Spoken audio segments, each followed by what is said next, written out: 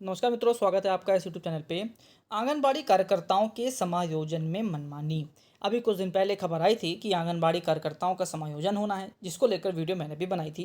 काफ़ी लोगों ने, काफ़ी मित्रों ने उसको प्यार दिया। अब खबर आ रही है कि उसके समायोजन में मनमानी हो रही है। तो पहले पूरी खबर पढ़ेंगे, फिर बात करेंगे। तो चयन प्रक्रिया के बाद आंगनबाड़ी कार्यकर्ताओं का मनमाने तरह से एक से दूसरे केंद्र पर समायोजन कर दिया गया था।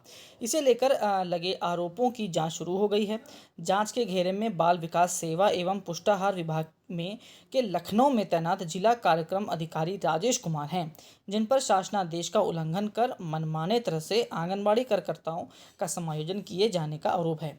मामला विभागीय मंत्री तक गया तो उन्होंने जांच के आदेश दिए हैं। बाल विकास सेवा एवं पुष्टाहार की निदेशक सरनीत कौर ब्रोका ने जिला कार्यक्रम अधिकारी से समायोजन प्रक्रिया से जुड़े अभिलेखों को तलब किया है। तो दूसरी तरफ जिला कार्यक्रम अधिकारी का कहना है कि उन्होंने सभी अभिलेखों को निदेशक को भेज दिया है और उन पर लगे आरोप निराधार हैं। समायोजन की पत्रावली नियम अनुसार जिलाधिकारी को भेजी गई थी।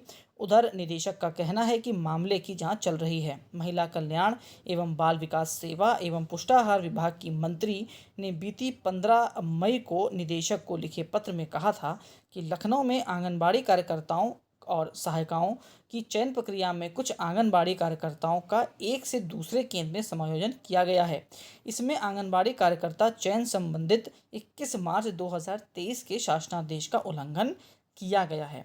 समायोजन की जो कार्रवाई है उस पर उन्होंने बोला है कि समायोजन की कार्रवाई नियम विरुद्ध डीपीओ और सीडीपीओ तथा संबंधित पटल सहायकों की तरफ से की गई है। मंत्री की तरफ से मामले की विस्तृत जांच कराने के आदेश दिए तो मामले ने तूल पकड़ लिया, लेकिन जांच की प्रक्रिया धीमी होने पर अभी तक किसी पर कार्रवाई नहीं हो पाई है। दोबारा पत्र भेजकर मांगना पड़ा अभिलेख।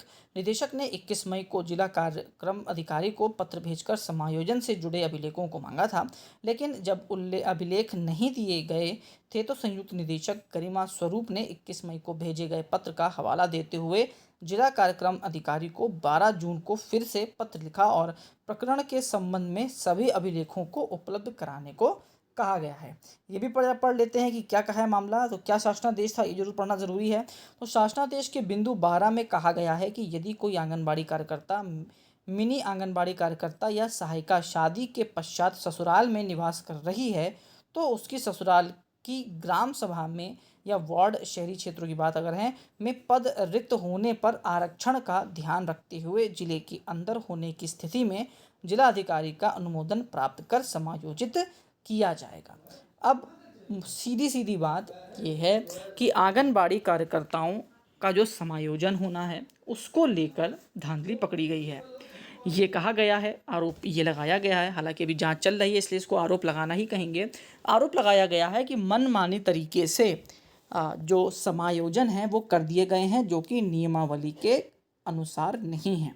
लोगों का कहना ये है कि पैसा चला है, धांधली हुई है और नियम को ताक पर रखते हुए जिन लोगों ने ऊपर तक अपनी पहुंच या पैसा लगा लिया है उनका मन चाहे गांव में या मन चाहे आंगनबाड़ी केंद्र में समायोजन कर दिया गया है, जबकि नियमावली कुछ और कहती है।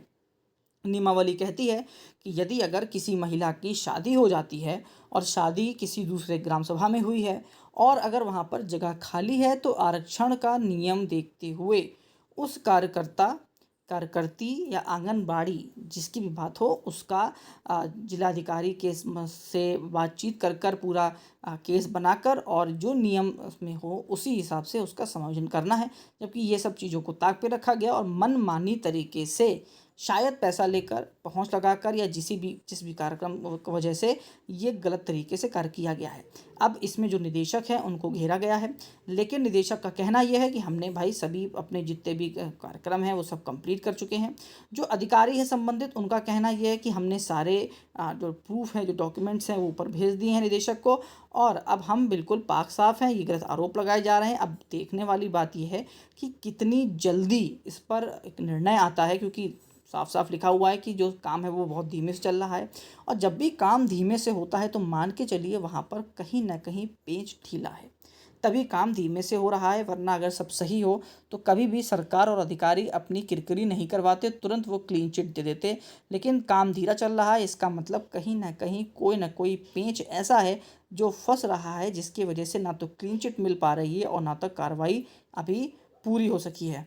बस उम्मीद ये है कि जल्द से जल्द इस पे कोई ना कोई कार्रवाई हो। और सबसे बड़ी बात देखिए, कभी भी किसी भी विभाग में कहीं भी कोई गलती हो रही है, उस संबंधित अधिकारी को जब तक एक ऐसा दंड नहीं मिलेगा, ऐसी सज़ा नहीं मिलेगी जो बाकी अधिकारी और कर्मचारियों के लिए एक सीख बन के रह जाए, आप मान के चलिए हर विभाग में ऐसा होता रहेगा। जो दोषी है उसके खिलाफ कड़ी कार्रवाई हो, ऐसी कार्रवाई हो कि लोग अगली बार ऐसा करने से डरें। एक एग्जाम्पल सेट करना ज़रूरी है, क्योंकि इसमें केंद्र सरकार हो चाहे राज्य सरकार हो, सभी सरकारों की किरकिरी होती है और लोगों का सरकार के प्रति जो एक भरोसा है वो भी टूट जाता है। उम्मीद है इस पे जल्द से जल्द कोई ना कोई कार्रवाई होगी, दोषियों को सज़ा भी मिलेगी और जो वाकई में अहर हैं अपना समायोजन कराने के, उनको समायोजन का मौका मिलेगा। लास्ट तक आपने वीडियो देखी उसके लिए बहुत बहुत धन्यवाद। आपका दिन शुभ हो।